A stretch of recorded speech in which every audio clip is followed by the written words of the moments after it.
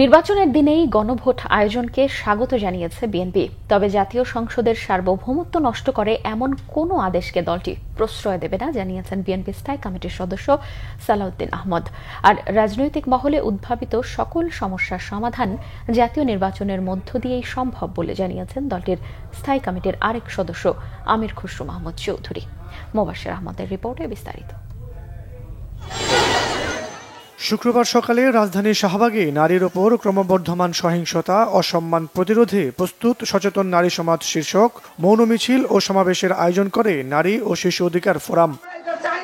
প্রধান অতিথির বক্তব্যে বিএনপি নেতা সালাউদ্দিন আহমেদ বলেন, সমাজে নারীর সম অধিকার নষ্ট করতে একটি দল নারীর কর্মঘণ্টা নিয়ে রাজনীতি করছে।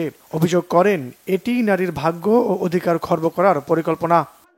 দেশে একটি দল যারা ধর্মের নামে ব্যবসা করে, রাজনীতির ব্যবসা করে, তাদের হাতে আজকে নারীরা নির্যাতিত হচ্ছে। তারা চায় যেন এই দেশের নারীরা অন্দরমহলে বন্দী থাকে, যেন বাংলাদেশের অর্ধেক জনসমষ্টি অন্ধকারে থাকে এবং নারীর অগ্রগতি প্রগতি না হয়। সেজন্য তারা বলছে কর্মঘণ্টা কমিয়ে দিতে হবে, কর্মসংস্থানের জন্য যাতে কোন রকমের অসুবিধা না হয়। তিনি আরও জানান, জুলাই জাতীয় সনদ যেসব প্রস্তাবের ভিত্তিতে স্বাক্ষর করা হয়েছে তা পালন করতে রাজনৈতিক দলগুলো অঙ্গীকারবদ্ধ। তার বাইরে কোনো প্রস্তাব জনগণের ওপর চাপিয়ে দেওয়া যাবে না। গণভোটের মধ্য দিয়ে সংবিধান সংশোধন হয়ে যাবে না, তার জন্য অবশ্যই জাতীয় সংসদ গঠিত হতে হবে।